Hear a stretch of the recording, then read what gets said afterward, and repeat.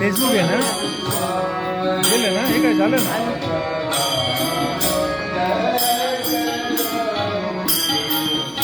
बरं ना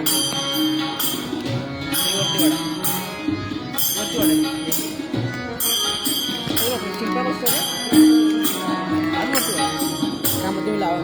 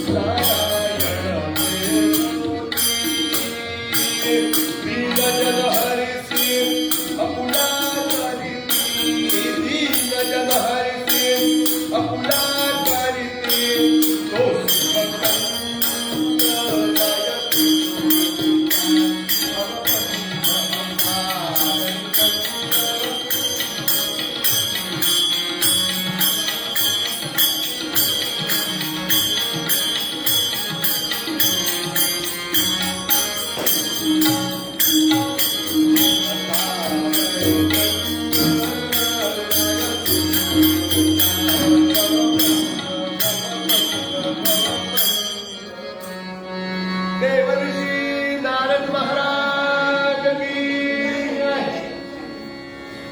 राजाधिराज रामचंद्र महाराज की जय. भगवान गोपाल कृष्ण महाराज की जय. व्यसनानि सन्ति बहूनि, व्यसनानि सन्ति बहूनि, व्यसनद्वयमेव केवलम्. व्यसनानि सन्ति बहूनि, व्यसनद्वयमेव केवलम्. व्यसनम् विद्याभ्यसनं व्यसनम् अथवा हरिपादसेवनं व्यसनम्. देवर्षी नारद महाराज की जय. नारद जयंतीचा देवर्षी नारद जयंतीचा उत्सव आजपासून सुरू झालेला आहे. 22, 23, 24 आणि 25, 26 ला समाप्ती होईल. वैशाख महिना मी करत असल्यामुळे पहिलं कीर्तन उत्सवाचं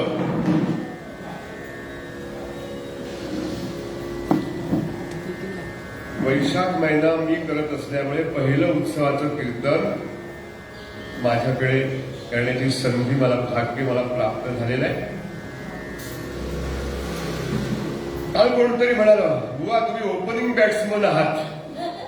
सध्या IPL सगळीकडे लहान पासून थोरांपर्यंत त्याच चर्चा आहे. आणि किती रन काढले, मग त्याने असं करायला हवं होतं, त्याने तसं केलं नसतं तर आज जिंकले, अशी चर्चा असते सगळीकडे लहानांपासून थोरांपर्यंत सगळी. तसं काल कोणतरी म्हणाल, बुवा तुम्ही ओपनिंग बॅट्समन आहात. तर मी म्हटलं ठीक आहे, इथे हे क्रिकेट आहे ना, याच्यावर डगआउट नाही, म्हणजे झिरोवर जाणार नाही नक्कीच.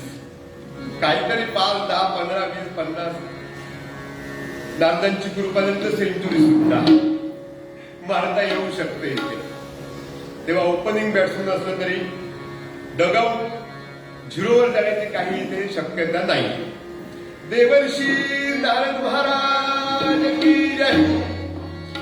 तर मी आज काही नवीन, म्हणजे नेहमी उत्सव म्हणून काही श्रोते अधिक आहेत, तर त्यांच्या माहितीसाठी मी सांगतो असं की मी हल्ली कीर्तनामध्ये सुरुवातीला एक सूचना सांगतो.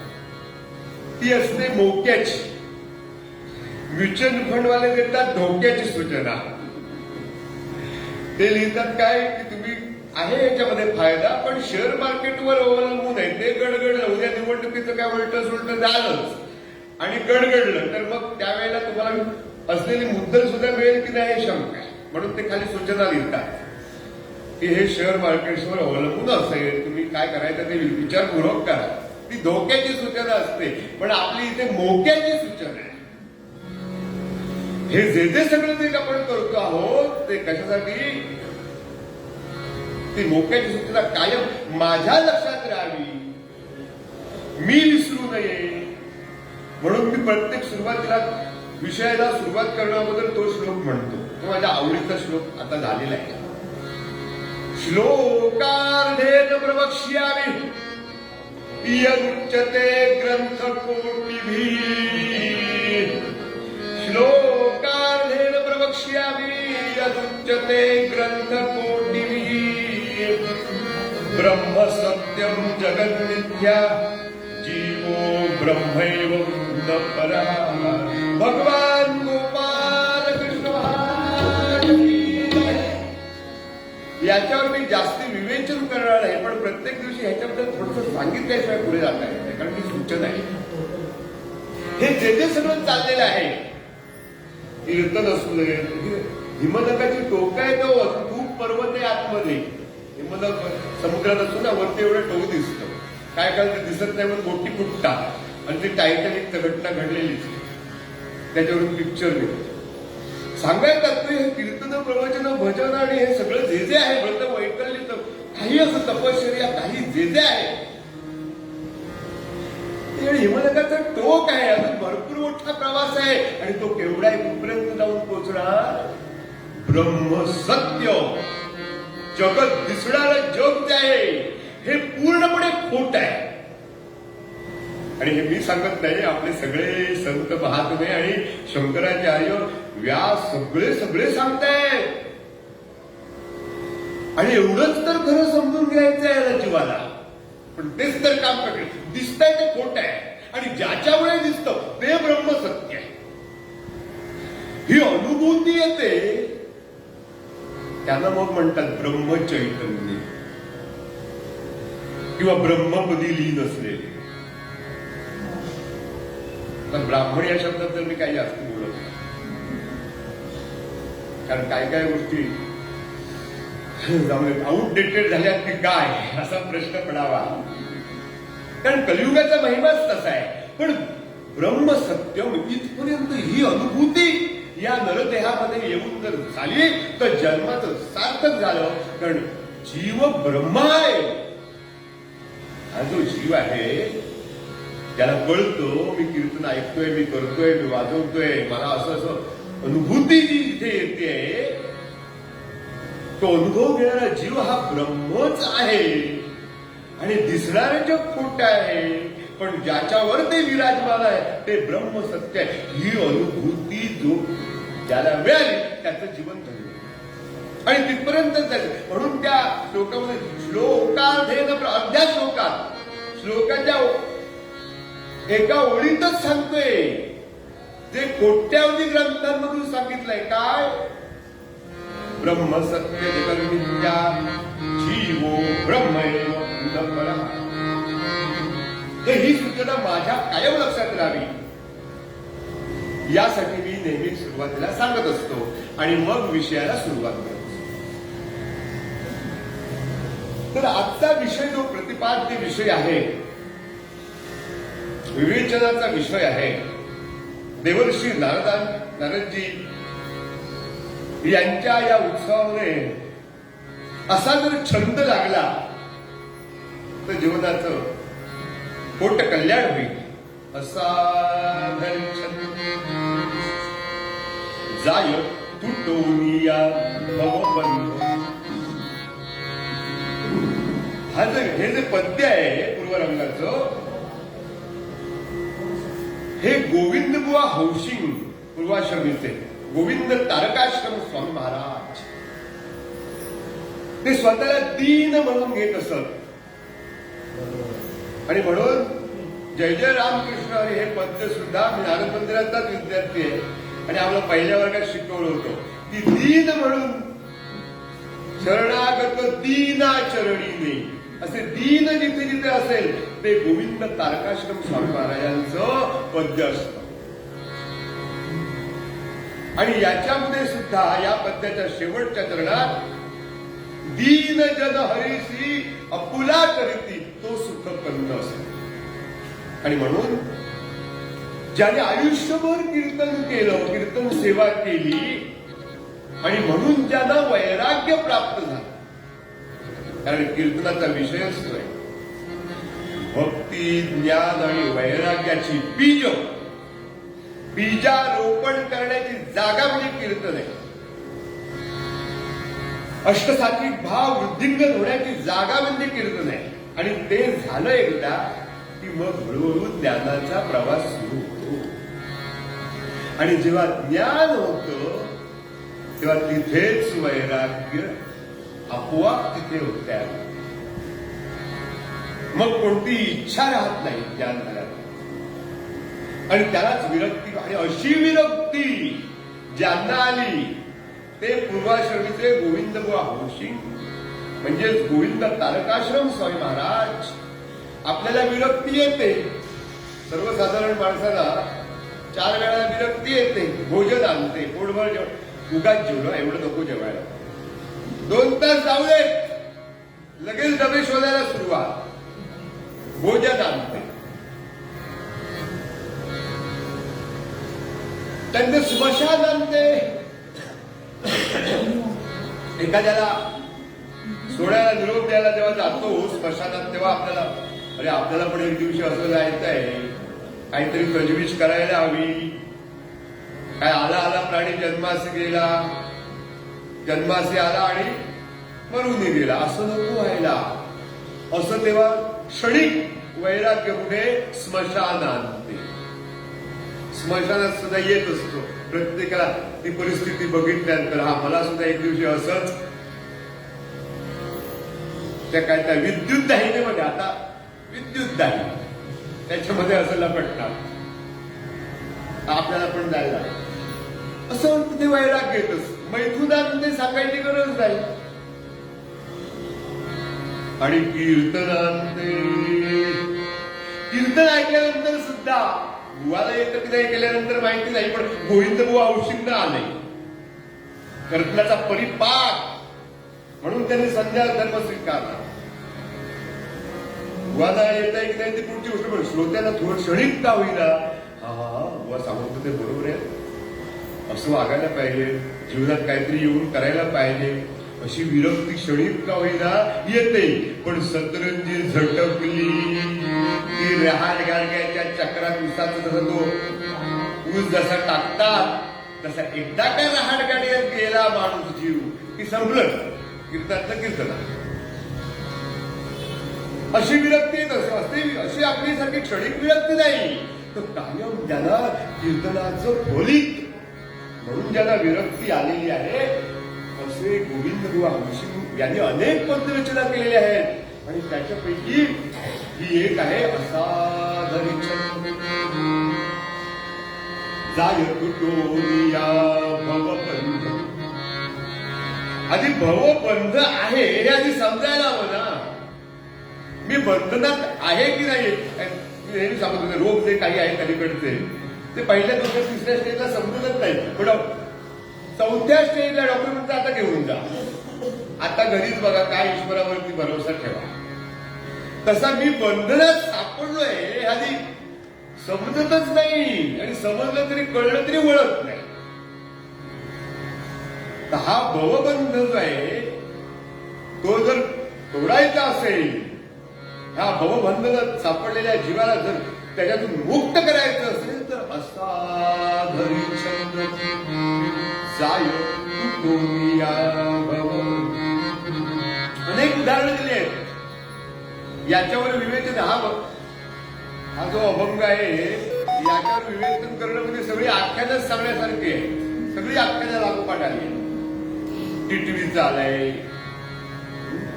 गोपीचंदा मी त्या दिवशी सांगितलं, महिन्यामध्ये गोपीचंद आपण 3-4 दिवसांनी ते सांगितलं. आज त्याच्यातलं एक आख्यान घ्यायचं आहे ते नागदात ते खास आहेत अशा ते कथेत आपण बघणार आहोत.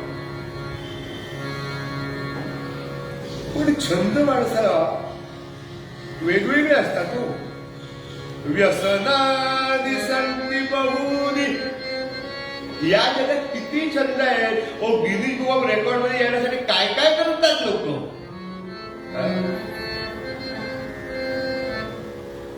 काय काय करतात. नख काय वाढवतात, मिशा काय वाढवतात, दाढ्या काय, केस काय वाढवतात. कुठून येन केन प्रकारेण प्रसिद्धो पुरुषो भवे.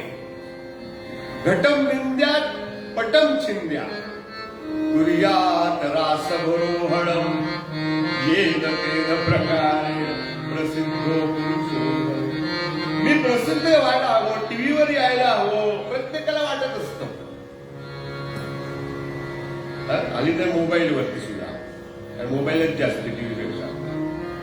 गमतीनं म्हणतो आता तिकडे म्हणजे कोकणी भाषा बालवडी त्याच्यात बाईल म्हणतात ना. बाईल नसली तरी चालेल पण मोबाईल पाहिजे, अशी सध्याची परिस्थिती. जणू काही second heart of the man असं झालेलं आहे. धडधडत आहे, हे इकडे धडधडत आहे पाय. ते नसलं तर चैन पडत नाही. काय चुकून जर तो बिघडला, पूर्वी ते गोष्टी असायच्या ना लहान मुलांच्या, राक्षसाचा जीव त्या पोपटात असायचा. तसा आता प्रत्येक माणसाचा जीव मोबाईल मध्ये अशी झाली आहे. ते साधन चांगले पण दुहेरी शस्त्र आहे. जसं वैद्याच्या हातामध्ये, डॉक्टरच्या हातामध्ये जे शस्त्र असतं धारदार, अतिशय धारदार शस्त्र लागतात त्यांना ऑपरेशन करायचं. पण ते ऑपरेशन करून एखादा तो जीव वाचवतो. पण हे शस्त्र धारदार जर मूर्ख आणखी वेड्या माणसाच्या हातात जर गेलं तर काय करणार तो. स्वतःला तरी घातपात करून गेले तर बाकीच्याला त्याच्या बरोबर त्याला खड्ड्यात टाकतील. असं हे दुहेरी धारदार शस्त्र आहे. तर त्याच्यापासून सावधगिरीनं ते वापरलं तर ते सुद्धा नराचं नारायण करायला लाभदायक होऊ शकेल. तर असे छंद या जगात आहेत बरेच. एक गोष्ट मी पेपरमध्ये वाचली होती.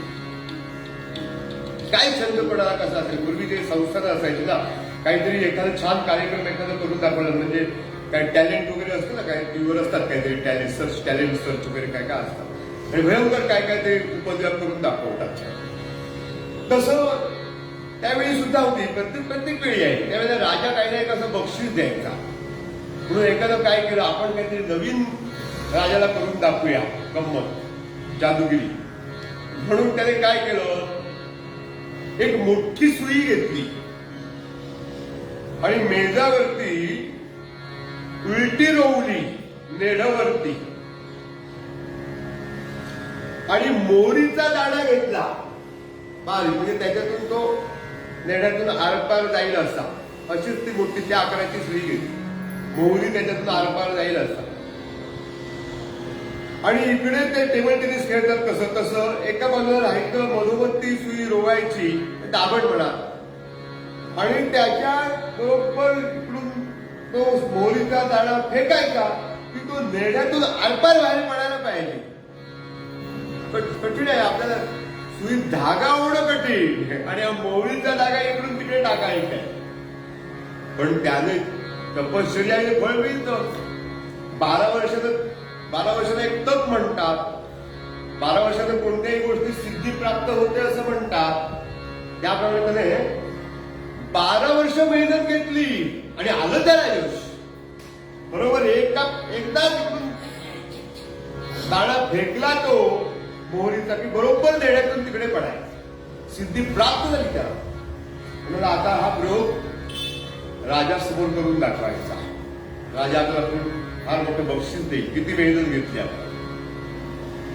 आणि राजासमोर खरोखरच त्या दिवशी सगळ्यांनी सांगितलं आणि जाहीर केलं आणि दरबारामध्ये हा प्रयोग करून दाखवण्याचं ठरलं. सगळी तयारी झाली. लोक असे म्हणत पहिल्याच प्रयत्नात, असे 1-2 महापड तिसऱ्याला असलं काय नाही, पहिल्याच प्रयत्नात नेण्यातून आरपार तो जायलाच पाहिजे. राईचा दाणा, राईचा धान्य आहे मोहरी. आणि सगळे बघतायत आवाक होऊन, आणि त्याने फेकला तो आणि खरोखरच पार गेला नेण्यातून. सगळीकडे टाळ्या, वा काय सिद्धी? आता राजा काहीतरी बक्षीस देणार, राजानं घोषणा केली आणि एक पोत मोहरी द्या. 12 वर्ष प्रयत्न करून एक पोत मोहरी हेच बक्षीस. प्रधान जरा विचारी होते म्हणे, महाराज असं नका करू, त्याने 12 वर्ष श्रम घेतले, तो काहीतरी चांगलं तरी बक्षीस द्या. हे काय मोहरी काय, हे काय, त्याला काय अर्थ आहे का? तेव्हा राजा म्हणाला, ठीक आहे तुम्ही म्हणताय ते बरोबर आहे, मी देईन त्याला बक्षीस, पण मला सांगा ही 12 वर्षाची फुकट घालवली मोहरीचा दाडा इकडून तिकडे टाकण्यात, ती त्याचा काही त्याला तरी उपयोग आहे काय, समाजाला आहे? असा छंद काय उपयोगाचा? व्यसनानी संती बहुनी, व्यसनानी संती बहु, असे अनेक छंद आहेत या जगामध्ये. कोण काय करेल? आणि आता तर यंत्रयुग आहे, काय सांगता येत नाही, काय काय काय काय. आम्ही सुद्धा मोबाईल काहीतरी कॉल आला म्हणून घेतला ना, कधी त्याच्यात ग्रुपवरून किती 15-20 मिनिटं अर्धा तास गेला समजत नाही. अरे बापरे, माझ्या अभ्यास करायला बाजूला मोबाईल मध्येच गुंतून गेलं, नंतर लक्षात येतं. असं यंत्रयुग आहे, मोहाचे नवीन नवीन खेळ सुरू झाले. अशा या यंत्रयुगामध्ये अनेक आणखी वाढीव छंद पण पूर्वीचे आहेतच, आणि वाढीव छंद कितीतरी निर्माण झालेले आहे. पण या सर्व छंदांमध्ये आपल्या सुभाषितकारांनी सांगितलंय, व्यसनानी संती बहुरी व्यसनद्वय मेव केवलम व्यसनम. दोनच. आता संस्कृतमध्ये ना व्यसन शब्दाचे, काल मी सांगितलं मा शब्दाचे 3 अर्थ. संस्कृतमध्ये मा शब्दाचे 3 अर्थ आहेत. आता परत रिपीट नाही करणार, काही लोकांना माहिती पण असेल. लक्ष्मी मला नको असं कोण म्हणेल, पण मा शब्दाचे असं अर्थ आहेत. मा म्हणजे लक्ष्मी, मा म्हणजे मला, मा म्हणजे नको. लक्ष्मी मला नको, अशी संस्कृतची गंमत आहे. तसं व्यसन शब्दाचे 2 अर्थ आहेत. आपण जे मराठीत तो व्यसनी आहे म्हणजे वाईटच असं समजतो, तसं नाही. व्यसन या शब्दाचा खरा अर्थ छंद आहे, पण त्याचा परिणाम जर वाईट होत असेल तर मग त्याला व्यसनी म्हणतात. तर 3ही प्रकारे या वेगवेगळ्या सुभाषितांमध्ये यांचा व्यसन शब्दाचा उपयोग केलेला आहे. वाईट म्हणून पण केलेला आहे, छंद म्हणून पण केलाय. आणि व्यसन म्हणजे व्यसने मित्र परीक्षा. संकटात काय म्हणतात ना, रेड इंडीड, काय ते रेड इंडीड इज इंडीड असं काहीतरी म्हणतात ना. संकटात जो जाऊन येतो, हा रेड इन नीड, बरोबर. Red in need is Indeed. बर, ठीक, जे काय असेल ते समजून. तो खरा मित्र, संकटात जो धावून येतो तो, बरोबर आहे. तो खरा मित्र. व्यसने मित्र परीक्षा, संकटात मित्राची परीक्षा. शूर परीक्षा रणांगणे भवती. मी असं करीन तसं करीन, इकडे रणांगणात खरी परीक्षा होते. विनये भृत्य परीक्षा. आणि सेवकाची परीक्षा, नोकरीवर ठेवायचं असेल, हात जर उलट आधी मालकाला जबाब द्यायला लागला की समजायचं विनय याच्याकडे कमी. विनये भृत्य परीक्षा, भृत्य म्हणजे सेवक. नोकराची परीक्षा, वागणूक कशी आहे, नम्र आहे ना त्याची वागणूक, तर घेऊन उपयोग आहे. आत्ताचा उत्तम असेल तर पुढे काय करणार. विनये भृत्य परीक्षा आणि दान परीक्षा दुर्भिक्षे. माझ्याकडे आहेत ₹1,00,000 म्हणून मी 1000 दिले, हे दान नव्हे.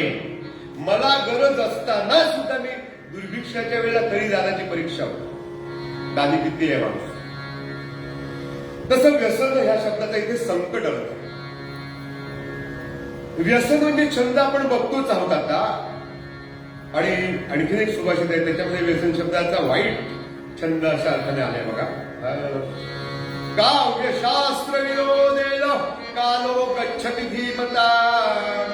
व्यसनेन मूर्खाणां निद्रया कलहेन वा. निद्रया कलहेन वा. आपल्या आपण फुटपट्टी लावायची आपल्याला. फार सुंदर सुंदर सुख आहे. काव्यशास्त्र विनोदे धीमताम काला, बुद्धिमानांचा काळ वेळ कशी जाते? काव्यशास्त्र विनोद. आता काव्य म्हणजे फक्त कविता नव्हे हो, मनाला आनंद देणारं सर्व छान साहित्य. मग ते वाचायचं असेल, ऐकायचं असेल, पाहायचं असेल, सर्व ललित साहित्य. ललित म्हणजे सगळ्या प्रकारे आनंद देणारं चांगलं साहित्य, त्याला म्हणायचं काव्य. आणि म्हणून अशा विद्वानाला पूर्वी कवी अशी संज्ञा होती संस्कृतमध्ये. कवी म्हणजे विद्वान, फक्त कविता करणारा असा त्याचा अर्थ नाही. काव्य म्हणजे सर्व प्रकारचं आनंद देणारं साहित्य, काव्य. आणि शास्त्र म्हणजे काय? शास्त्र म्हणजे फिजिक्स, केमिस्ट्री, बायोलॉजी नव्हे. शास्त्र म्हणजे तज्ञांनी आमच्यासारख्या अज्ञांना समजावं एखादं शास्त्र, एखादी कला म्हणा किंवा एखादी विद्या म्हणून जी पद्धत तयार केलेली असते त्याला म्हणायचं शास्त्र. सज्ञांनी अज्ञांसाठी तयार केलेली, एखाद्या विद्येसाठी केलेली किंवा कलेसाठी तयार केलेली पद्धत त्याला म्हणायचं शास्त्र. म्हणजे एखादी काहीतरी विद्या शिकण्यामध्ये थोडासा वेळ जातो. म्हणजे समजा मला रांगोळी काढता येत नाही, पण मला रांगोळी शिकायची असेल, मग पुस्तक घ्यायचं रांगोळीचं, म्हणजे ते शास्त्र. मग त्याच्यात 7 टिपके टाका, मग इकडचे 2 जोडा, मग बघायचं नाही करायचं. गृहिणी पाककला, हा पुस्तकात बघून रेसिपी बघून करतात की नाही जेवण, ते जेवणाचं शास्त्र आहे. हा काय असेल ते. आता मी तेवढा प्रगत नाहीये, त्यामुळे मला नवीन नवीन काय काय गोष्टी आहेत ते अपडेट तुमच्याकडून होणार आहे. काय सांगितलं ते सांगा. हा युट्यूब वरती, बरोबर. युट्यूब आणि काय काय नवीन नवीन गोष्टी आहेत आता. त्यामुळे सगळं हातामध्ये जग आले.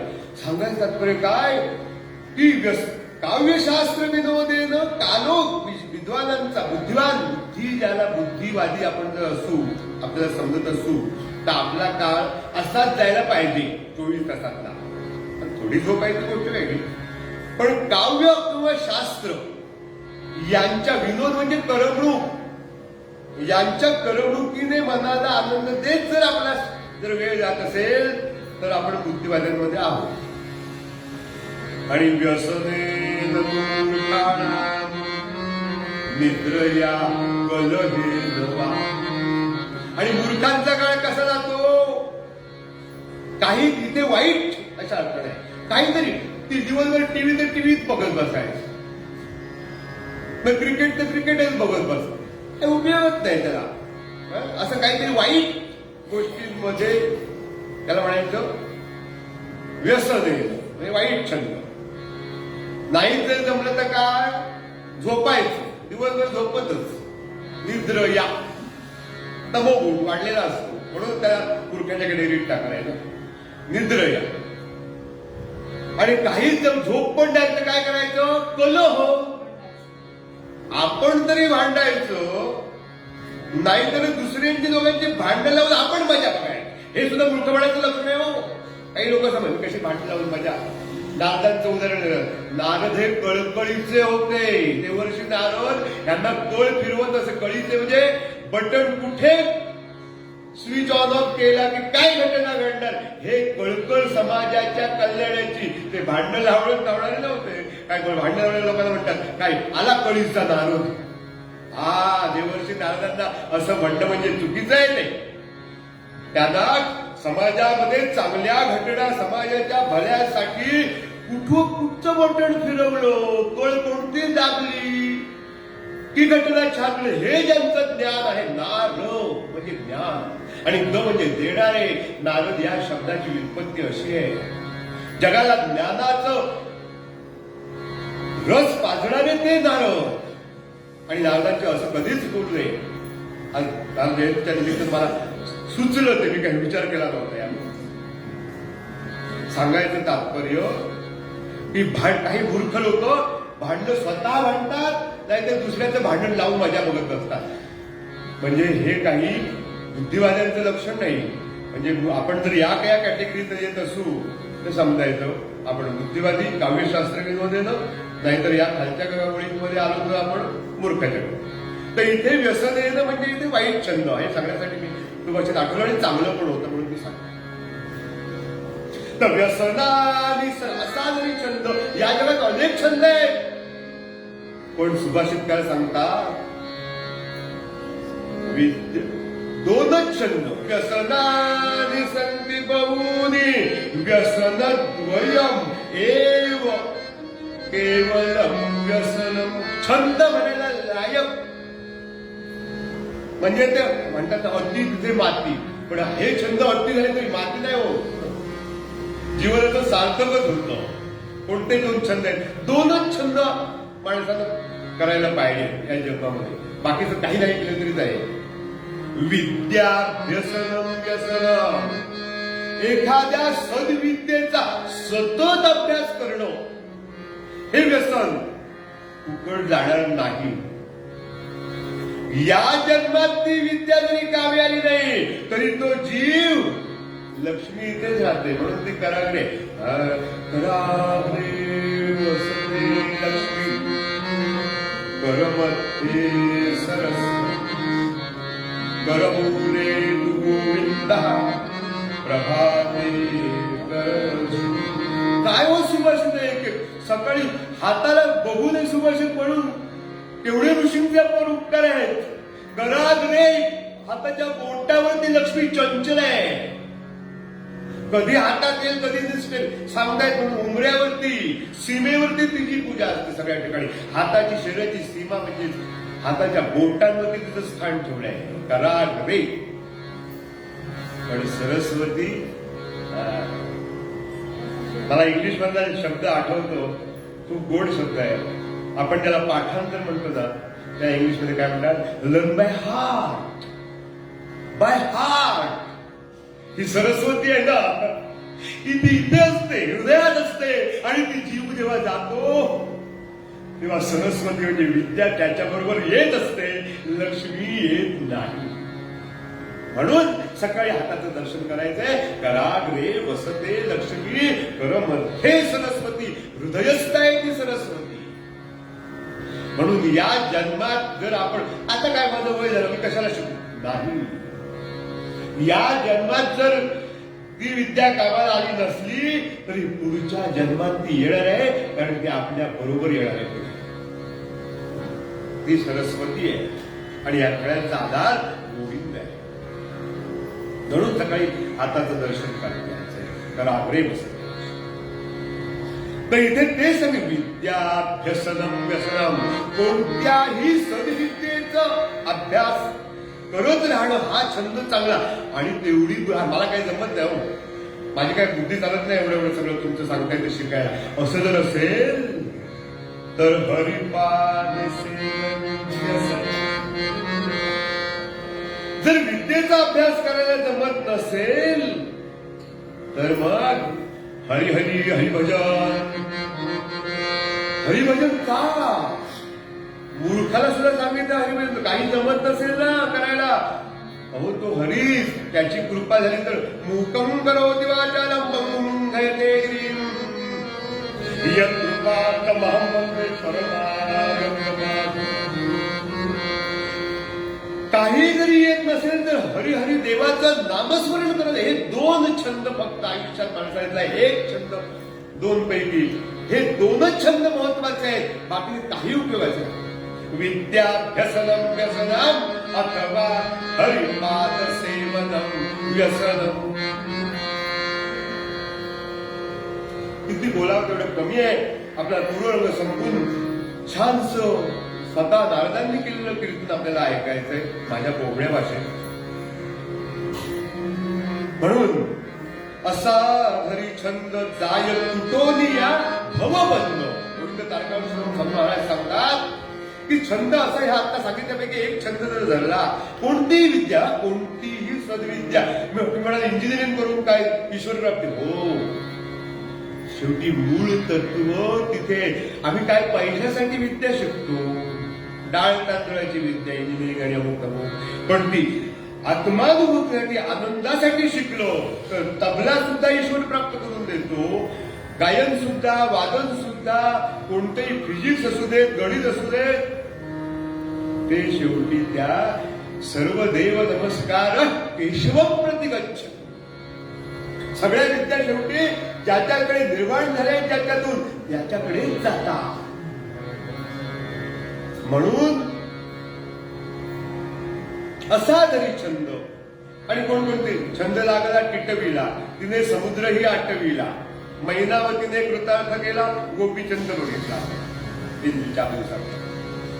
त्यानंतर दुधाचा सागर उपमन्यूला अढळ पदावरी ध्रुव कसा बसलाय बघणार आहोत. अढळ पदावरी तो ध्रुव बसला, मार्कंडेय यम हटविला, झाला बंद असा जरी छंद. झाले 3 देह भरताला, ज्यांच्यामुळे आपल्या देशाचं नाव भारत पडलं, असे भरत महामुनी राजा भरत. जड भरत म्हणून ज्याने प्रसिद्ध आहे, त्याला 3 जण आहेत. किती कठीण आहे. आपण म्हणतो कीर्तन मी अमुक 1000 कीर्तन, अमुक कीर्तन केली, अमुक काय कर, सोपं नाहीये. एवढं आयुष्यभर झिजवलं त्या शेवटच्या क्षणासाठी, पण नाही, हरणाच्या प्रेमात पडले. माहितीये सगळं. आणि पुढचा जन्म हरणाचा, आणि त्या जन्मास्मरण ठेवलं पूर्वजन्माच्या त्या साधनेमुळे. आता नाही चुकणार. आणि हरणाच्या जन्मातून पुढे नंतर त्याने जन्म झाला माणसाचा परत, आणि चुकू नये आता म्हणून त्याने मौन बाळगलं. लोकांनी त्याला वेडा ठरवलं, जड भरत असं नाव पडलं त्यांचं. आणि त्यांच्यावरून आपल्या देशाचं नाव सुद्धा भारत झाले.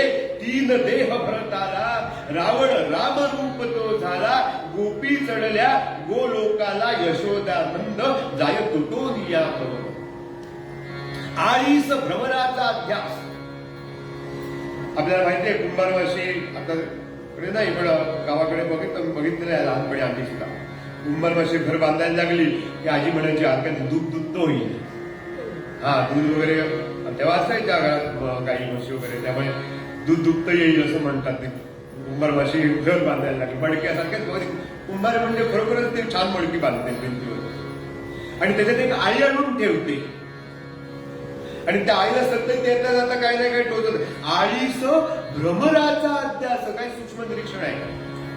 आळीस म्हणजे त्या किड्याला ती माशी जी आहे भ्रमर, ती सारखी टोचत असते, आणि त्यामुळे कधी टोचायला कधी असं त्याला सारखा ध्यास लागतो त्या आईला.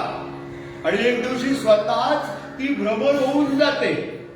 आळीस भ्रमराचा अध्यास होता, भ्रमरपणा येतीस, ऐसा सांडून जीवपणास.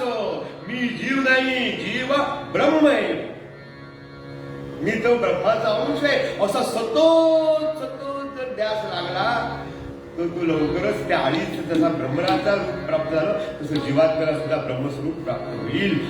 तैसा सांडून जीवपणास भोगी आनंद जाय तुटोनिया भगवत. अशा या छंदे किती एकतरती, नराचे नारायण ते होती, दीन जन हरिसी अपुला करीती, तो सुख कंद जाय तुटोनिया. देवर्षी नारद जयंतीच्या या पहिल्या कीर्तनामध्ये असा छंद, माझ्या सकट चांगला छंद, या 2 पैकी विद्याभ्यसनम किंवा हरिपाद सेवनाचा सतत छंद. म्हणजे ते केल्याशिवाय राहत. छंद कशाला म्हणायचं, व्यसन कशाला म्हणायचं. जे केल्याशिवाय राहवतच नाही क्षणभर सुद्धा, त्यालाच असं व्यसन हरिपाद सेवनाचं म्हणजे नामस्मरणाचं किंवा कोणत्या तरी सद्विद्येचं आपल्याला लागावं, अशी देवर्षी नाथांकडे प्रार्थना करून हा पूर्वरंग इथे संपतो. असा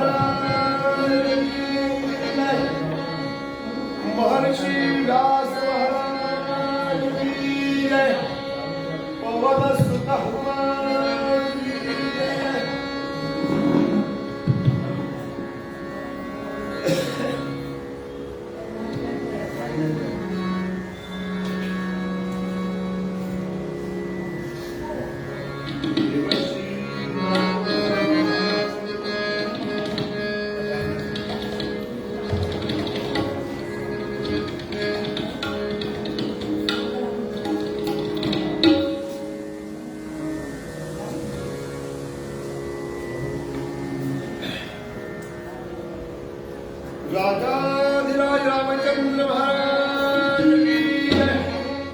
भगवान गोपाल कृष्ण महाराज की जय. अवधूत चित्तदर्शी पार्वती पते हर हर महादेव. उदयोस्तु अम्बे उदयोस्तु अम्बे उदयोस्तु अम्बे.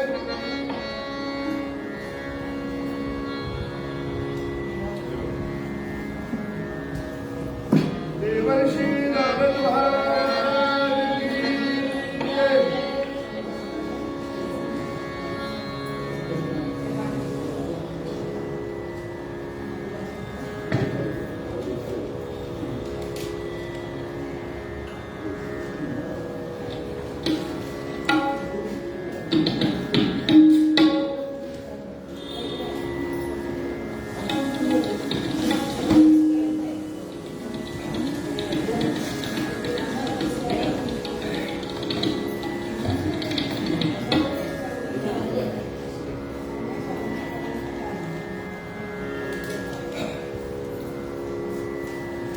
प्रथेप्रमाणे उत्सवातल्या प्रथेप्रमाणे बुवांचा परिचय करून देतो. खरं तर हा संपूर्ण महिना आपण बुवांची कीर्तनं ऐकतोय, पण नारद जयंतीच्या उत्सवातलं हे पहिलं पुष्प. आपल्याकडे असा प्रघात आहे की ज्या बुवांचा कीर्तनाचा महिना असेल त्यांचं पहिलं पुष्प या उत्सवाच्या निमित्ताने असतं. बुवांचा परिचय वाचतो. हरिभक्तीपरायण रंगनाथ जगन्नाथ साने, मूळ गाव आचरा, तालुका मालवण, जिल्हा सिंधुदुर्ग. श्रीदेव रामेश्वर संस्थान, कसबा आचरे या संस्थेचे परंपरागत कीर्तनकार आहेत. त्यांचं शिक्षण MA संस्कृत आणि मराठी असं झालेलं आहे. BPEd म्हणजे ज्याला आपण व्यावहारिक भाषेमध्ये PT टीचर असं म्हणतो, ते पूर्ण केलेलं आहे बुवांनी. नोकरीनिमित्ताने पेण, रायगड इथे वास्तव्य. पेण एज्युकेशन सोसायटीच्या सौ म ना नेने कन्या विद्यालय प्रायव्हेट हायस्कूल या शाळेमध्ये 8वी, 9वी आणि 10वी या वर्गांना गेली 8 वर्ष संस्कृत शिकवतात. 18 वर्ष. इथे एक राहिला त्याच्यामध्ये. तो बहुतेक एक बुवांनी मुद्दाम लिहिलं नसेल, कारण 8 वर्षाचं मूल किती खोडकर असतं हे आपल्याला माहिती आहे. कीर्तनाचं प्रारंभीचं शिक्षण हरिभक्तीपरायण मनोहर बुवा जोग गोव्याचे यांच्याकडे झालेलं आहे. त्यांच्या घरी 2 वर्ष राहून, म्हणजे ज्याला गुरुपरंपरा म्हणतात, पूर्वीच्या काळामध्ये गुरुकुल ही जी पद्धती होती अशा पद्धतीमध्ये बुवांनी त्यांच्याकडे घरी राहून कीर्तनाचं शिक्षण घेतलेलं आहे. त्याच्यानंतर 1999 ते 2004 या कालावधीमध्ये आपण ज्या मंदिरामध्ये दररोज जमतो ते देवर्षी नारदांचं मंदिर, म्हणजे हरिकीर्तनोत्तेजक सभा याच ठिकाणी बुवांनी मगाशी उल्लेख केला.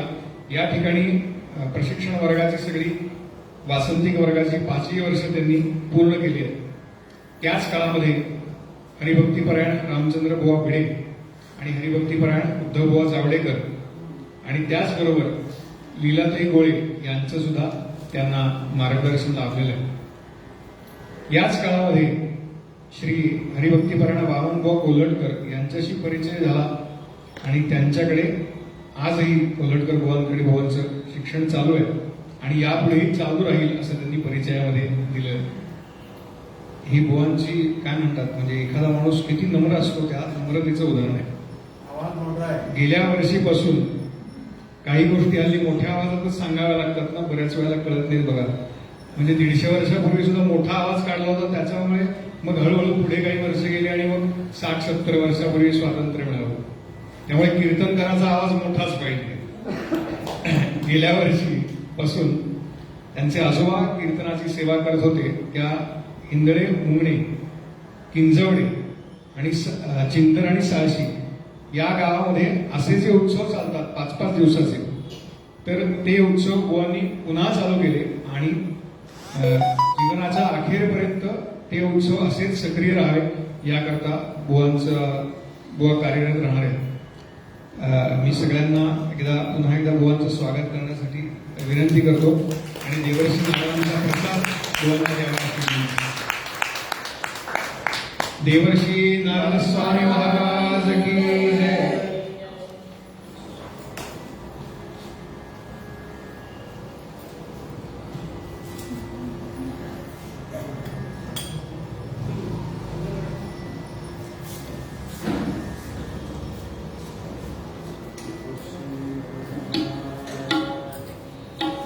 तीन वर्ष आपलं आहे त्याप्रमाणे स्मृतिदिन असते. 22 मे स्मृतिदिन आहे. कैलासवासी दत्तात्रय दिनकर जोशी आणि देणगीदार आहेत श्रीमती कमलाकर दत्तात्रय जोशी. वाढदिवस आहे आज एकाचा. कैलासवासी मालती माधव पटवर्धन आणि त्यांचे देणगीदार आहेत विलास माधव पटवर्धन. स्मृतिदिन आहे. कैलासवासी रामचंद्र त्र्यंबक चासकर जोशी आणि देणगीदार आहेत प्रभाकर रामचंद्र चासकर. दुसरा स्मृतिदिन आहे. कैलासवासी सुधा चिंतामण कापरे आणि देणगीदार आहेत अनिल चिंतामण कापरे. आणि आजच्या तिथीनुसार स्मृतिदिन देणगीदार आहे. कालच्या नरसिंह जयंती निमित्त त्यांनी देणगी दिलेली आहे विमल रामचंद्र आसले.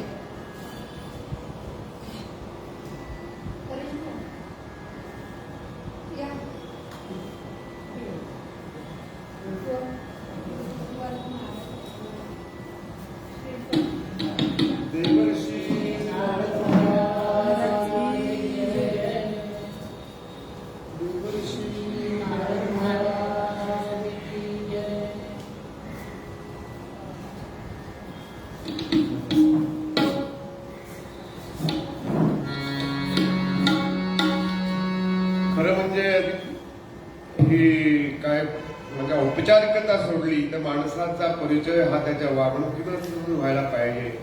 ही एक फक्त औपचारिकता होती. कारण आम्ही कितीतरी आपल्या डिग्री आणि अमुक तमुक कागदावर वाचून त्यामुळे खरं काय आहे हे वागणुकीतून दिसायला पाहिजे. ज्ञान हे कसं पाहिजे, अप्लाइड पाहिजे, उपयोगात आलं पाहिजे, तर त्याला खरं महत्व असतं. नुसतं आपलं कागदावर एवढ्या डिग्र्या तेवढ्या डिग्र्या. पण आता उपचार म्हणून ते सांगणं भाग आहे. बघूया, थोडा वेळ भजन करूया. आणि नारदांनी केलेलं, स्वतः नारदांनी कीर्तन केलेलं आहे. माझ्या बोबड्या भाषेत मी सांगण्याचा प्रयत्न करणार.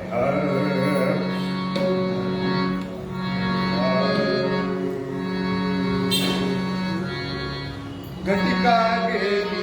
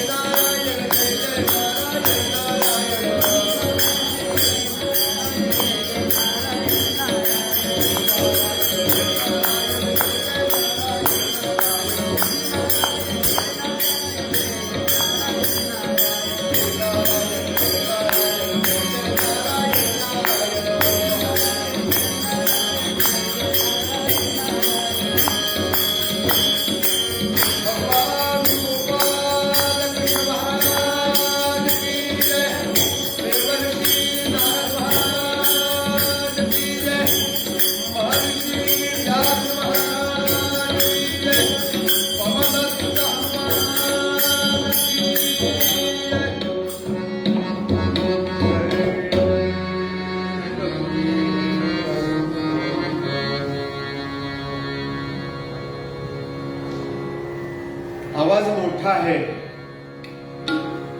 मला बऱ्याच लोकांनी सांगितलं, माझ्या बहीण पण सांगते, दादा तुला कीर्तनात खूप मोठ्याने बोलतोस रे, एवढं नको बोलत जाऊ मोठ्या, वाटतं भांडतोयस की काय कोणाशी. पण मी तुकाराम महाराजांचं सांगतोय, माझ्या पदरचं नाही हो, संतांनी असंच सांगितलंय. आता ते माझ्याकडून आपोआप मुद्दाम करत नाही गोष्ट. मला असं वाटतं मी खूप जास्ती मोठ्याने बोलतो का, पण ते होतं आपोआप, जाणून बुजून त्याला सांगून सुद्धा माझ्याकडून ते मला. संत तुकारामांनी कुठेतरी अभंगात सांगितलंय की कीर्तन असं करायचं आहे की खरोखरच भांडतोय की काय, कोण ऐकत बसायला वगैरे काय झालंय, भांडण चाललंय की काय, देवाशी भांडण आहे, देवाशी भांडण आहे. नाही तर आपलं कीर्तन चाललंय की नाही समजतच नाही. असं नाही, जय जयकार आहे. आणि माझं हे सहज होऊन जातं. मला सांगितलं, बहिणीने पण सांगितलं की बाबा दादा खूप मोठ्यात बोलतोस होत आहे. ठीक आहे, मी हळूहळू जसं प्रॅक्टिस मेक्स परफेक्ट तसं हळूहळू आधी पण सांगितलं की आवाज जरा गरजेप्रमाणे वापरा. ठीक आहे, करूया हळूहळू प्रयत्न, देवर्षी जशी बुद्धी देतील हळूहळू तसं बोलूया. देवर्षी नारद महाराज की जय.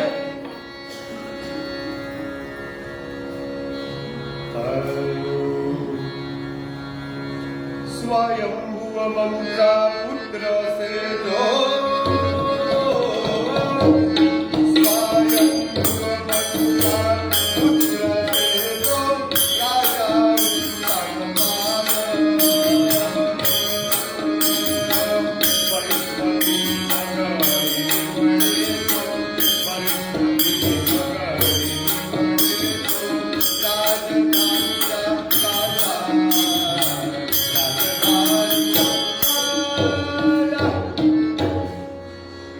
स्वयंभुव मधूचा 3 मुली स्वयंभुव मधुला. स्वयंभुव म्हणजे ब्रह्मदेवाचे पहिले प्रजापती, ज्यांच्यापासून आपण झालो म्हणून आपलं नाव मानव. मनुचे आपण वंशज आहोत. मनन, आणि मनु शब्द कसा आहे, मन करणार, मन ज्या जीवाच्या ठिकाणी आहे ते मन, आणि त्याचे आपण वंशज मानव. आणि त्याचे पहिले 2 पुत्र उत्तानपाद आणि प्रियव्रत, आणि 3 मुली त्यांना देवहूती, आकृती आणि प्रसूती. तर उत्तानपाद राजे हा महाराज म्हणून नंतर राज्य सांभाळायला सुरुवात केली. गंगा नदीच्या किनाऱ्यावर नगरी होती सुंदर, राज्य त्याचे पृथ्वीभर, प्रजाई होती बहुत सुखी. छान राज्यकारभार चाललेला होता. ब्रह्मावर्त ज्याला आज म्हणतात, विठू, त्या ठिकाणी या उत्तानपाद नावाच्या राजाचं काय राज्य सुरू आहे. मोठी राणी सुनीती, दुसरीचे नाव सुरुची होते.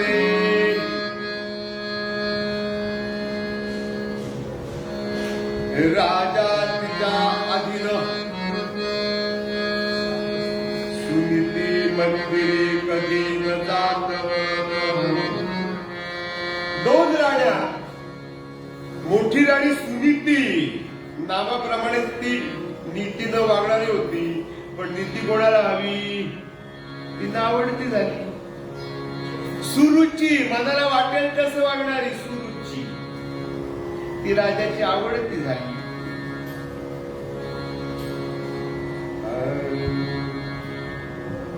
आणि प्रत्येकीचं त्या राजवाडाच, मोठा राजवाडा स्वतःसाठी, आपल्यासाठी उत्तानपाद राजांचं मंदिर वेगळं, सुनीतीचं राजवाड्यात वेगळं मंदिर, घर, सुरुचीला मोठा दुसरा एक वाडा दिलेला. असं छान असं सगळं चाललेलं होतं.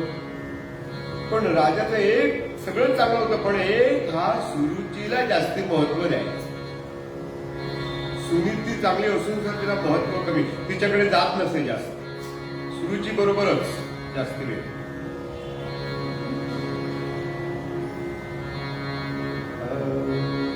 नाव ध्रुव असे सुरुचित सुनीतीच्या मुलाचे नाव ध्रुव सुनीतीच्या मुलाचे आणि उत्तम हे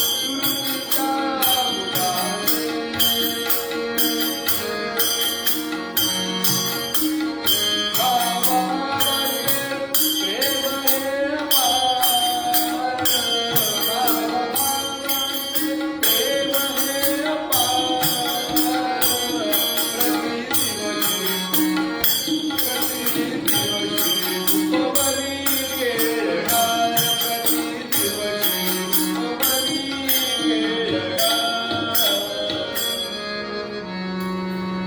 जरी हे सुनीतीचा मुलगा ध्रुव आणि सुरुचीचा मुलगा उत्तम सावत्र भाऊ जरी असले, त्या सुनीती आणि सुरुचींचं भांडण होतं सौतींचं. पण या भावाभावांचं मात्र एकमेकांवर फार मोठं प्रेम, अतिशय प्रेम, एकमेकांशिवाय त्यांना राहत नसे. आणि रोज ते खेळायचे तिथे क्रीडांगण राजवाड्यात, काय कमी.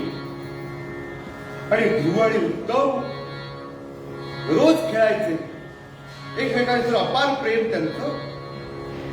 आणि एके दिवशी खेळता खेळता उत्तम म्हणाला, ध्रुवा चल आज माझ्याकडे ये, आमच्या घरी ये. रोज तू येत नाही, आज यायलाच पाहिजे. आणि उत्तमाच्या आग्रहास्तव ध्रुव उत्तम बरोबर गेला. राजे उत्तान पाक बसलेच होते, सिंहासनावर, घरातल्या सिंहासनावर बसलेच होते. आणि बाबा बाबा बाबा करत उत्तम जाऊन मांडीवर बसला. आणि उत्तानपाल राजाच्या मनात थोडस शंका होती ध्रुवाला घेऊ, पण ध्रुव पण बसला. राजाला भीती होती सुरुचीची. काय बोलेल सांगता येणार नाही. आणि तसंच घडलं शेवटी. आली ती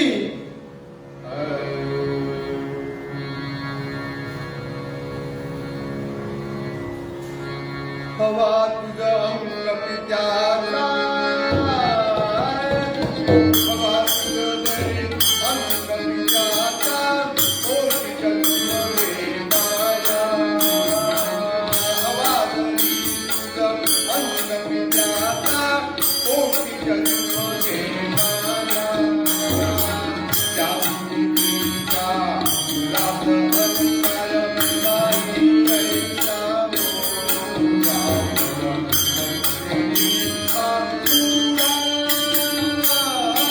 अरे मूर्खा, उठ तिथून, चल चालताव, तुला अधिकार नाहीये.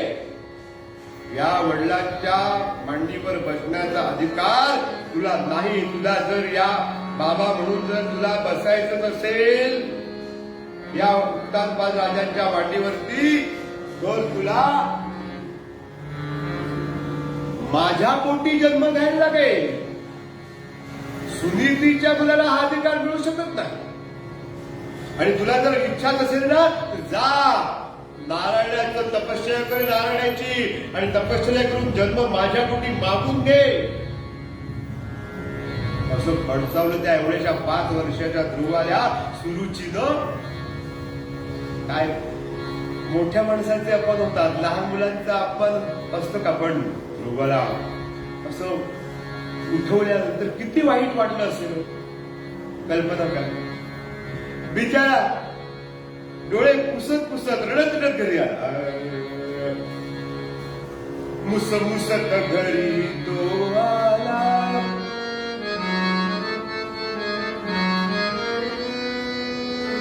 मुसमुसत घरी तो आला. मुसमुसत घरी तो आला.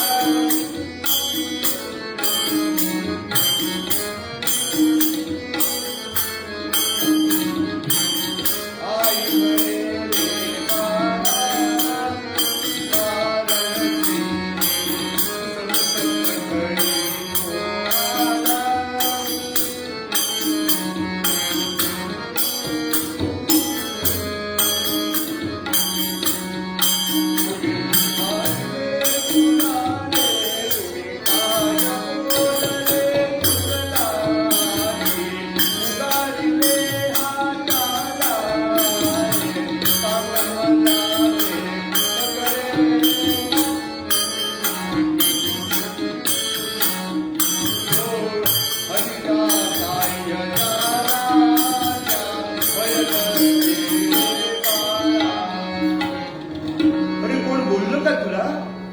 असा का रडतोयस तू?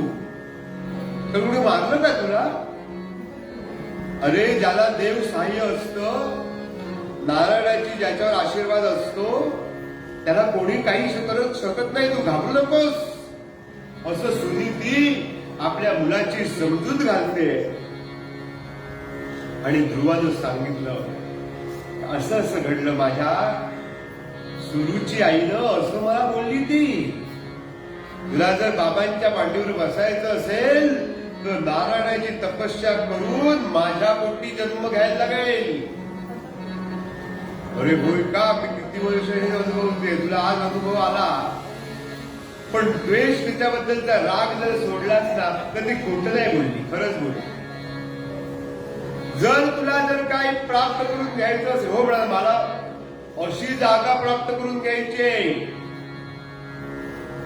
की अढळ पदावरी कोणीही मला तिथून उठवणार नाही, अशी जागा मी प्राप्त करून मला घ्यायची. ही जी ध्रुवाची गोष्ट आपल्याला सगळ्यांना माहिती आहे. श्रीमद भागवतामध्ये प्रचेते म्हणून ध्रुवांचे पुढे वंशज आहेत. प्रचेते 10 आहेत. ते पाण्याच्या समुद्राच्या पाण्याखाली राहून उग्र तपश्चर्या केली होती त्यांनी. आणि त्यांच्या सभेत एकदा देवर्षी नारद गेले होते. तेव्हा त्यांनी प्रश्न विचारला की आम्ही आमच्या पूर्वज ध्रुवांबद्दल ऐकून आहोत, पण तुम्ही अधिक छान सांगाल, तुम्ही आम्हाला जरा पूर्वजांची आमच्या माहिती सांगा. असं प्रचेत्यांनी सांगितल्यामुळे देवर्षी नारदांनी ही ध्रुवाचं आख्यान त्यांच्या सभेमध्ये कीर्तन म्हणून गायलं. आणि माझ्या बोबड्या भाषेत मी आज नारद जयंती निमित्त त्या देवर्षींचं हे कीर्तन सादर करण्याचा प्रयत्न करतो. तर असा तो ध्रुव आईला म्हणते, मला असं स्थान पाहिजे की जिथून कोणी मला उठ. सुरुचीनं एक सांगितलंय, बाकी सगळं तुला राग आला असेल, पण नारायणाची तपस्या असं जे म्हणाली आहे ना, ते खरं आहे. तुला असं स्थान पाहिजे ना, तो एकच देऊ शकतो नारायण, बाकी कोणी देऊ शकत नाही. होय का? मी आत्ताच निघतो तपश्चर्येला. अरे नको, आता निघाला तर का? निघाला काय मनाची स्थिती आहे? असलेल्या अंगावर असलेल्या वस्त्रादिशी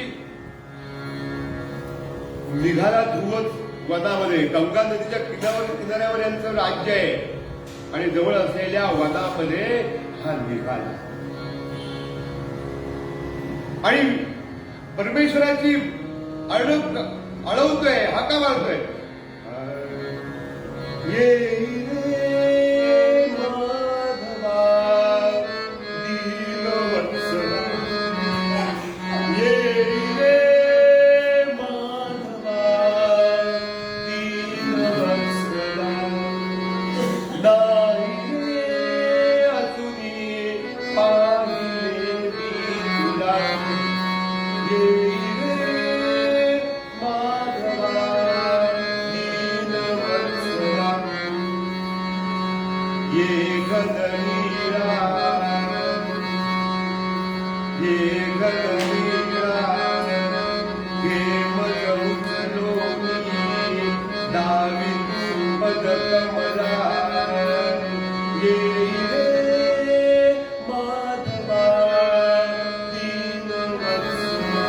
असं देवाला आळवीत आळवीत निघालाय तो.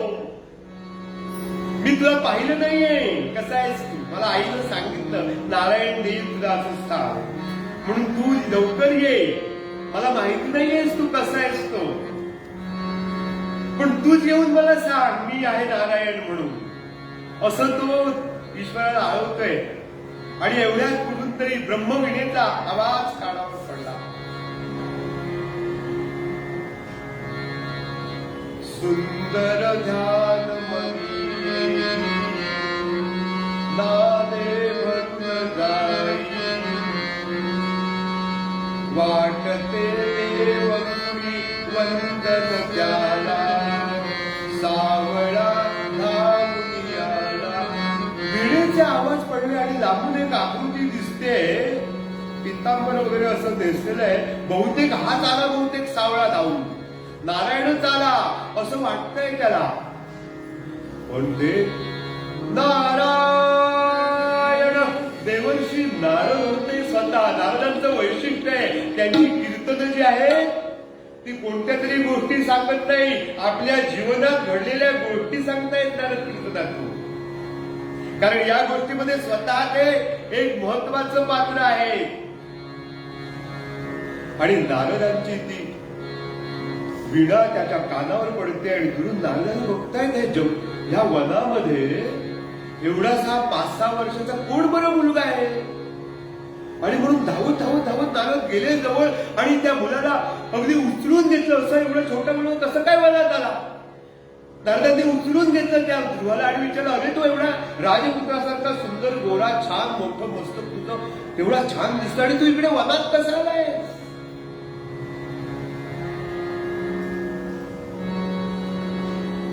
ध्रुव सांगतात, देवर्षी मला ना सांगितलं कधी काय थोडक्यात गोष्ट सांगितली काय झालं ते.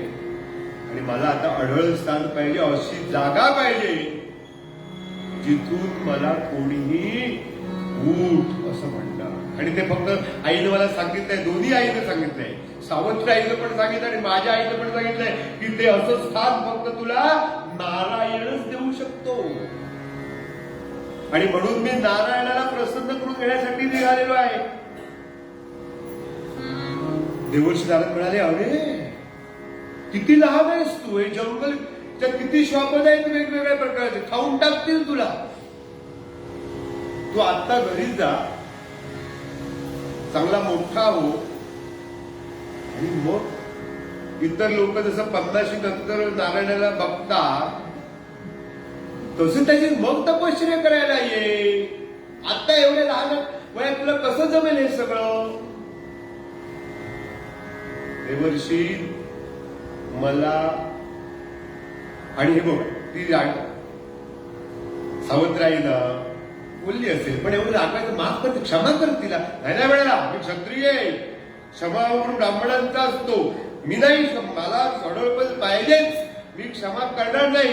आणि मी आज तपश्चर्याला बसणारच जाताना आणि नारायणाला प्रसन्न करून घेतल्याशिवाय जाणारच नाही, तुम्ही कितीही मला सांगा. आणि देवर्षी नारदांनी त्याची ती दृढ निश्चय बघून त्याचा, बाळा तू करणार आहे तर तपश्चर्या, निश्चय झालाय तुझा ना. हो मग बघो, परत एकदा विचार कर. नाही नाही काही होऊ दे, मी नारायणाला प्रसन्न करून घेणारच, काय झालं. मग आई काय आता तू काय कर, तुला तपश्चर्या करायचीच आहे ना, मी सांगतो तशी कर. गुरु झाले बघा, इच्छा तिथे मार्ग. दृढ निश्चय बघून देवर्षींसारखे नारदांसारखे गुरु चालत आले ध्रुवाकडे. गुरुला शोधायची गरज नाही लागली ध्रुवाला. शिष्याची तयारी झालेली असली की गुरु आपोआप त्याच्याकडे चालत येत असतात. आणि त्याप्रमाणे देवर्षी स्वतः आले आणि ध्रुवाला सांगतायत, ध्रुवा तुझा निश्चय खरोखरच वाखाणण्यासारखा, एवढ्या लहान वयात एवढा निश्चय तू आहे करतोय, खरोखरच मी तुला मदत करतो. तपश्चर्या करायची आहे ना, जा.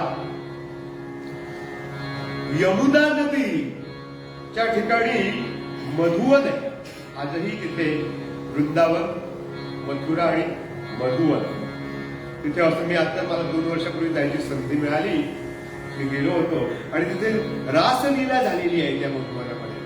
आणि तिथे असे तुळशीची अशी रोपं आहेत की तिथले लोक सांगतात रात्री इथे कोण थांबता कामा नये, कारण रासलीला रोज रात्री तिथे येऊन कृष्ण करतात अशी श्रद्धा आहे. आणि तिथे कोण थांबला तर त्याचं दर्शन होत नाही दुसऱ्या दिवशी, अशी तिथल्या लोकांची श्रद्धा त्यांनी सांगितली. अशा त्या आता हे सगळं मधुवन वगैरे नंतर हे खूप पर्यटन स्थळ झालं, पण तेव्हा तर दुपटी पृथ्वीची सुरुवात होती, पहिला राजा आहे मुक्तात्मा. आणि त्यामुळे मधुवनात तू जा, तिथे श्रीहरीचं वास्तव्य आहे तेव्हा अगोदरपासून. आणि तिथे तुझी तपश्चर्या अधिक प्रभावशी लवकरच कळला जाईल. तेव्हा तू मधुवनात जा आणि प्राणायाम कसा करायचा तो शिकवला. नारदांनी नुसतं त्याला सांगितलं नाही कुठे जाऊन, प्राणायाम शिकवला. कारण प्राणायाम फार महत्वाचा. संध्या ही का महत्वाची असते? संध्येमध्ये अनेक ठिकाणी प्राणायाम आहे. म्हणून संध्या जर केली नाही 3 दिवस, बघा आता करणारे जे असतील ते छान असते, पण ब्राह्मण तीनही वर्णांना संध्येचं सांगितलेलं होतं महत्व. आता एक सुद्धा वर्ण करतोय की नाही प्रश्न आहे. 3 दिवस जर संध्या केली नाही ब्राह्मणानं तर तो शूद्र होतो.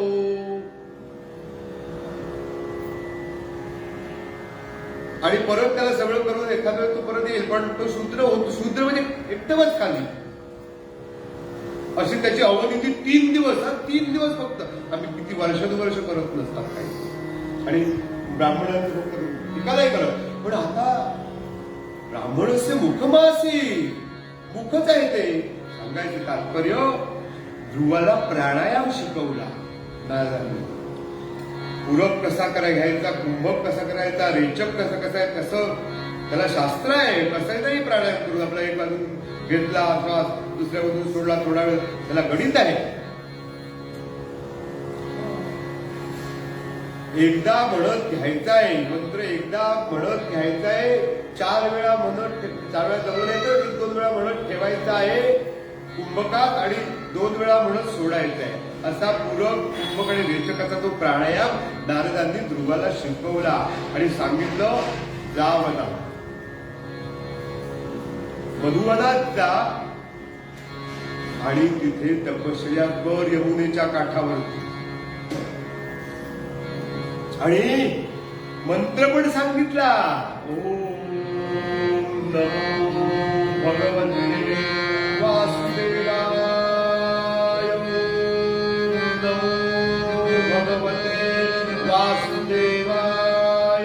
या मंत्राचा जप करत जा, तुझं काम होईल. आणि 5 वर्षाचे ध्रुव मधुवनात आले. आणि काय तपश्चर्या, आपल्या ध्रुवाची गोष्ट माहिती असते, पण काय तपश्चर्या केली आहे ध्रुवानं, केवढी कठीण.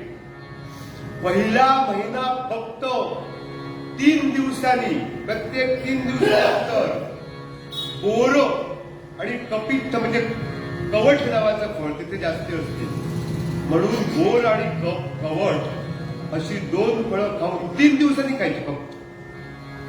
अशी 3 दिवसांनी 2 ही फळं खाऊन महिनाभर त्यांनी तपश्चर्या केली. पहिला महिना आता 3-3 दिवसांनी ही फळं खायची. पहिला महिना असा केली तपश्चर्या. दुसरा महिना, दुसऱ्या महिन्यामध्ये सुकलेलं गवत 6-6 दिवसांनी, 6-6 दिवसांनी सुकलेलं गवत आणि झाडाची सुकलेली पानं, एवढंच काय. दुसऱ्या महिन्यानंतर तिसऱ्या महिन्यामध्ये 9 दिवसांनी पाणी प्यायचं. 9 दिवस एकदा पाणी पिऊन 9 दिवस थांबायचं. 9 काही नाही. कठोर तपश्चर्या. तिसऱ्या महिन्यात फक्त पाणी. चौथ्या महिन्यात 12 दिवसांनी फक्त एकदा हवा घ्यायची, श्वास भरून घ्यायचा आणि 12 दिवसांनी परत नवीन श्वास. अशा हवेवरती.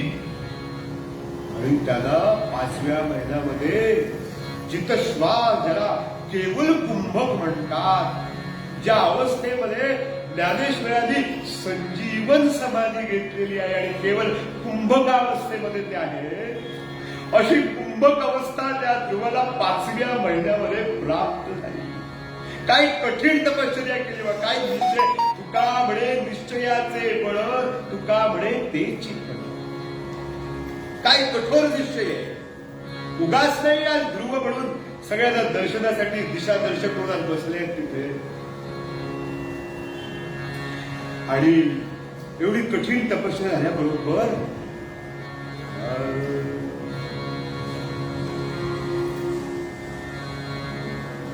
कुंभक झाला. त्या वायू तत्वाला कोंडून धरलं. एकदा श्वास घेतल्यावर 6व्या महिन्यामध्ये श्वास सोडेच ना ध्रुव. आणि वायू तत्व स्तंभित झालं. सगळ्यांना श्वास घ्यायला कठीण वाटायला लागलं. ऋषीमुनींना श्वास घेता येत नाहीसा झाला. सगळे विष्णूंकडे गेले. विष्णू म्हणाले काही काळजी करू नका, आले वेळ माझं बाळ ना तपश्चर्या करत बसलाय आणि त्याच्यामुळे ही स्थिती निर्माण झाली. काळजी करू नका, मी जातोच आहे. आणि गरुडावरच निघाले. मधुवन मधुवन हरी आला,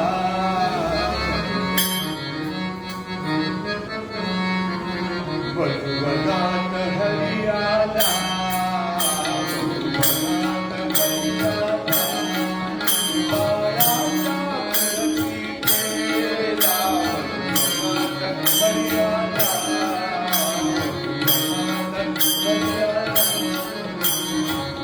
बाळगंग जपामध्ये होता, बाळगंग जपामध्ये होता,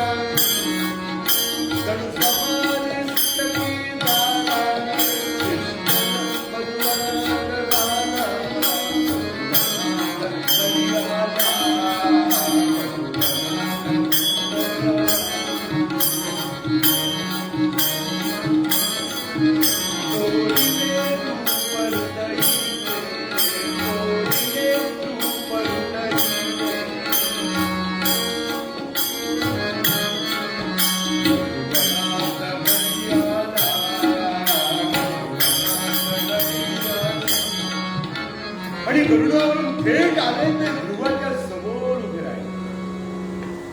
आणि मगाशी सांगताना एक गोष्ट माझी राहून गेली की नारदाने मंत्र प्राणायाम सगळं शिकवलं, तसं त्या परमेश्वराचं रूप सुद्धा सांगितलं होतं. ध्यान कसं करायचं ते पण नारदाने सांगितलं होतं. की रत्नजळीत मुकुट आहे, हसरे चेहरा हसरा आहे, स्मित हास्य आहे, डोळ्यामध्ये हास्य आहे, करुण आहे, प्रेम आहे, हात गुडघ्याच्या खाली पर्यंत आहेत, पितांबर आहे, कानात कुंडल आहेत, असं वर्णन त्या. आणि हे ध्यान तू करत जाईल. तेच ध्यान कोरलं होतं मनामध्ये ध्रुवानं आपल्या. आणि प्रत्यक्ष विष्णू भगवान आपल्या त्या शंख चक्र गदा 4 हातांमध्ये घेऊन उभे राहिले. ते रूप समोर आल्याबरोबर याच्या ध्यानातलं रूप गायब झालं. तो कावरा बरा झाला. चोरीले रूप हृदयीचे, दाबले प्राण बाळाचे. असं कसं झालं? मी एवढे दिवस ज्याला जपून माझ्या मनामध्ये कोरून ठेवलंय ते रूप माझ्या मनातून गेलंच कसं काय? नेत्र मिलित झाले, पाहिले समोर ठेला, मधुवनात हरी आला. आणि नेत्र थोडेसे किलकिले केले आणि बघतो तर जे रूप मी आतमध्ये बघत होतो ते समोर. आणि बघितल्यामध्ये काय बोलावं काय करावं कळेच ना. तुझा वंदन प्रेम भावे, तुझा वंदन प्रेम भावे, अनादि अज्ञान तमा हरावे,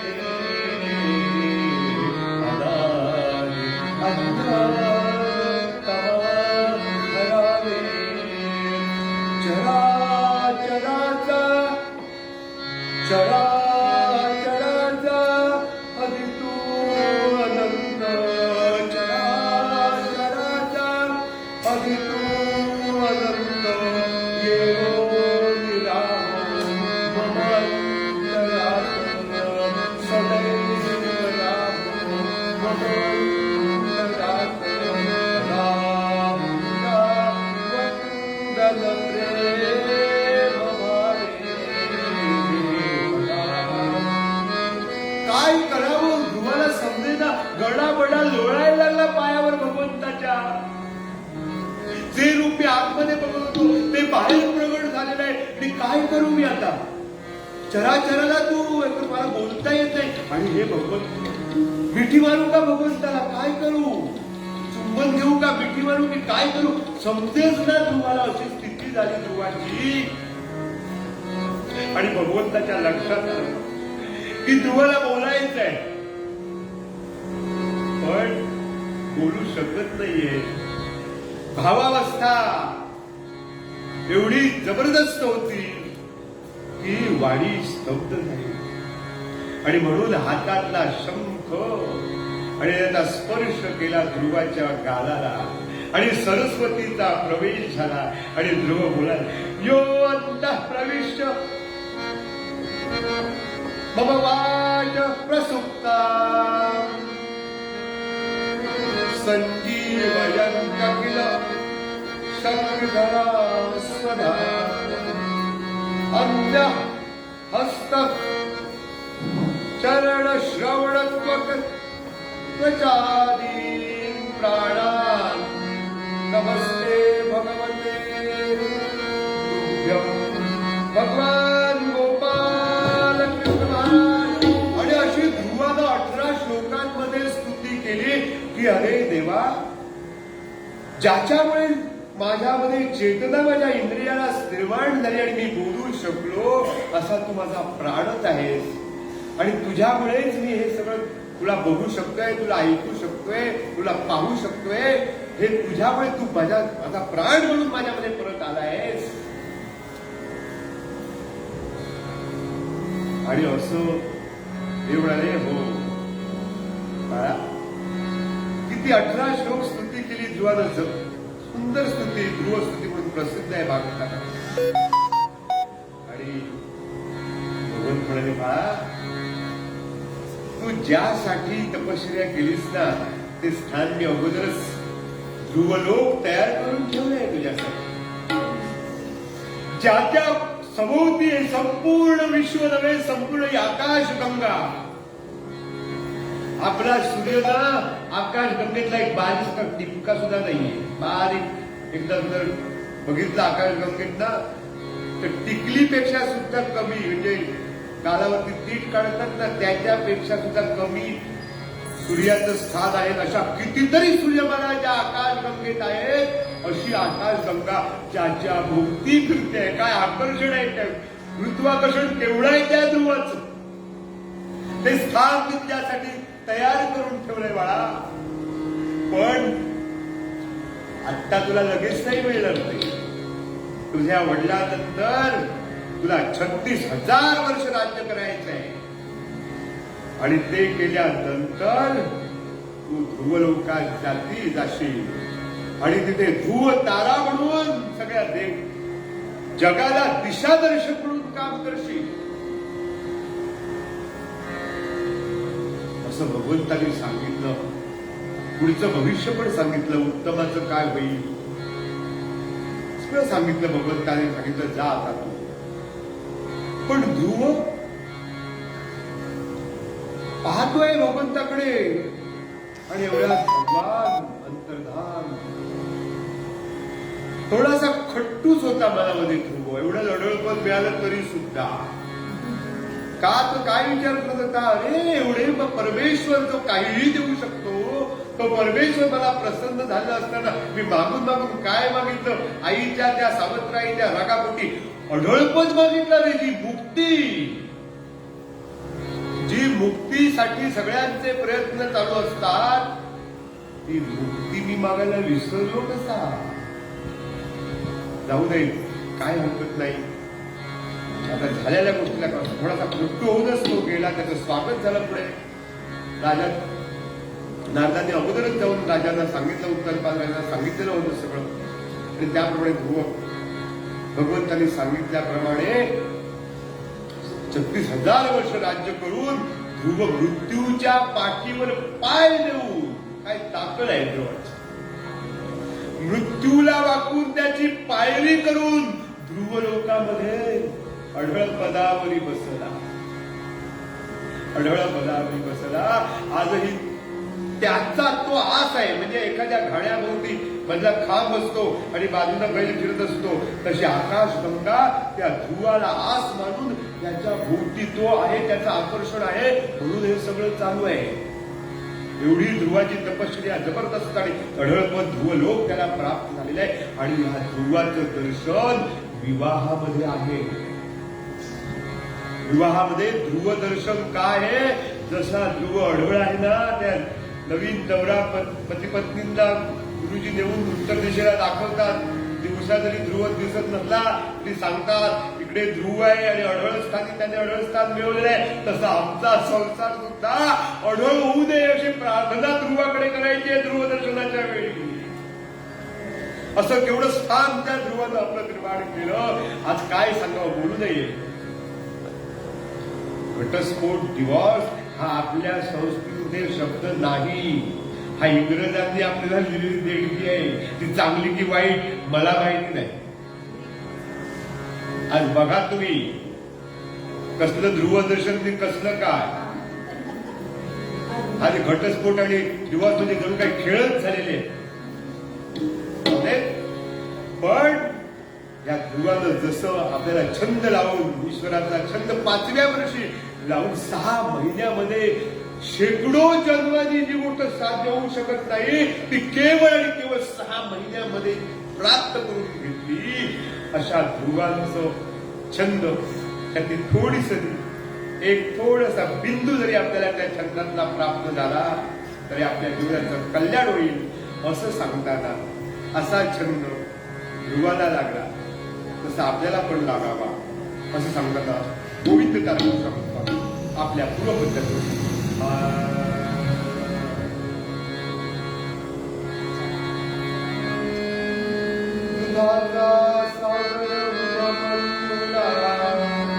अढळ पदावरी दुधाचा